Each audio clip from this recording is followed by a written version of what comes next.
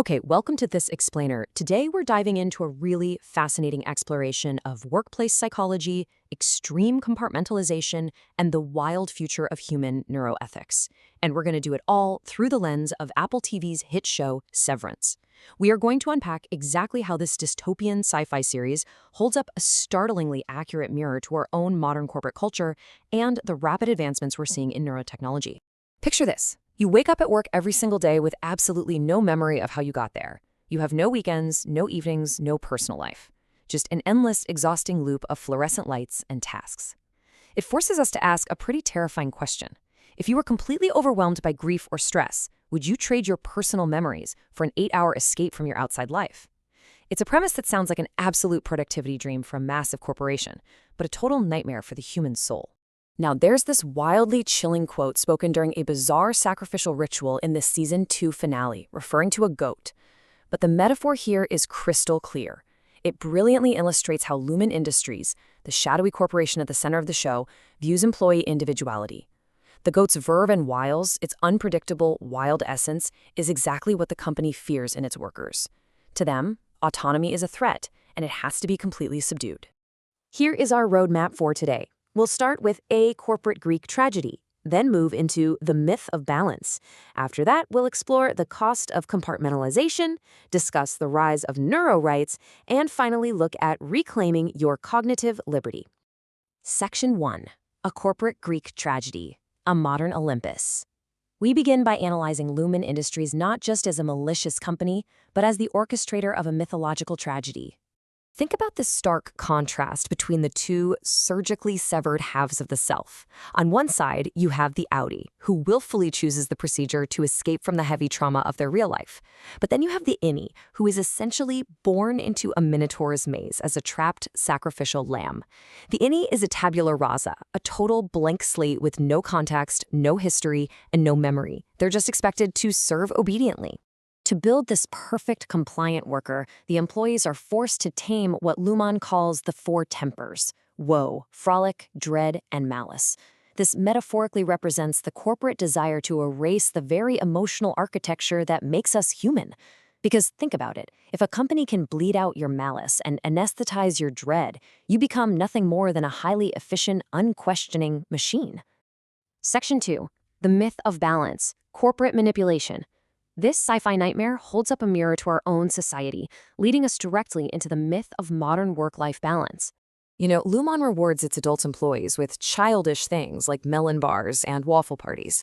And honestly, that isn't too far off from the real-world corporate pizza party that we get offered in lieu of actual mental health support. These are just extreme versions of the depersonalization, infantilization, and gaslighting found in real toxic environments. When an employee is distressed, they're met with a script of false sympathy. It's a management technique designed to pacify you rather than actually solve the core issue. And this workplace toxicity, it takes a massive, documented toll on modern workers. Looking at recent BetterHelp data, we can see that nearly half of Gen Z, 48% to be exact, feels intense social pressure to manage these resulting mental health struggles entirely on their own. This culture of intense surveillance and extreme productivity creates a really profound sense of isolation. Section 3. The cost of compartmentalization, the psychological cost. Let's look at the psychological defense mechanisms we use to survive these environments. So, severance is basically the ultimate literal interpretation of compartmentalization. In real psychology, this happens when we isolate traumatic experiences just to cope with distressing emotions. But as the show's protagonist, Mark, discovers, walling off your unprocessed grief or your workplace trauma doesn't just erase it. It bleeds out in destructive, unseen ways, manifesting as anxiety, depression, or even dangerous self-soothing behaviors outside of work. To make matters even worse, compounding this psychological tragedy is the reality of access. When individuals are pushed to the absolute brink of burnout and learned helplessness by their jobs, 52% of them find that the financial cost of professional therapy is a massive barrier to getting the help they desperately need. So they remain trapped in the cycle, just like the workers at Lumon. Section 4, the rise of neurorights, protecting the mind. Let's see how this builds from a metaphorical television show into a very real, impending legal battle over our minds. The concept of a corporation literally owning your thoughts is no longer just dystopian fiction. Seriously, as bimodal neurotechnologies, which are devices that can both monitor your thoughts and alter your brain activity, continue to advance right alongside AI-driven brain-computer interfaces, international lawmakers are literally scrambling. They're racing to establish a brand new legal framework because the traditional boundaries of our minds are being actively challenged. To combat the threat of corporate or state mind reading, academics and policymakers are pushing for the right to mental privacy. This ensures that your ultimate refuge, your inner thoughts, feelings, and neural data cannot be surveilled, decoded, or mined for sensitive profiling without your explicit consent. It's essentially the ultimate right to just be let alone in your own head. Next up, we have the proposed right to mental integrity. This acts as a legal shield preventing entities from using brain stimulation, advanced indoctrination, or closed-loop AI devices to coercively tame your emotions or alter your personality. Think of it as the bodily integrity we already possess, but applied directly to the internal functioning of your brain. And this entire framework culminates in cognitive liberty. This is the fundamental right to be the absolute master of your own mental domain. It is your right to mental self-determination.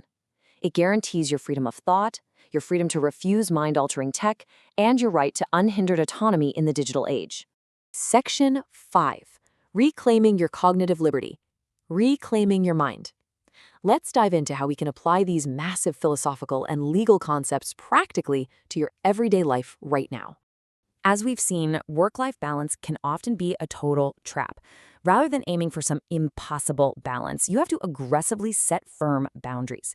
Define your hours, protect your personal time. Remember that you always have a choice to reject misery. Even if the system feels impossible to escape, you can start planning your way out of toxic environments today. Trust those workplace red flags when a company demands blind obedience. And honestly, most importantly, actively build an identity that isn't dictated by your employer. In the show, the season finale's title is Cold Harbor. Historically, a cold harbor is a place where ships can drop anchor for shelter, but they cannot refuel or resupply there. It serves as this incredibly haunting metaphor for a life where you are merely surviving. You're just taking shelter within the confines of a corporate routine rather than finding true joy, meaning, and nourishment. Sure, it's safe, but it's entirely barren. So as we watch the fascinating and terrifying world of Severance unfold, let's use it as a reminder to fiercely protect our own minds. Refuse to let any system or corporation sever your humanity or tame your verve. As you process all of this, I want you to ask yourself this one vital, provocative question before you go to sleep tonight. If your job disappeared tomorrow, who would you be?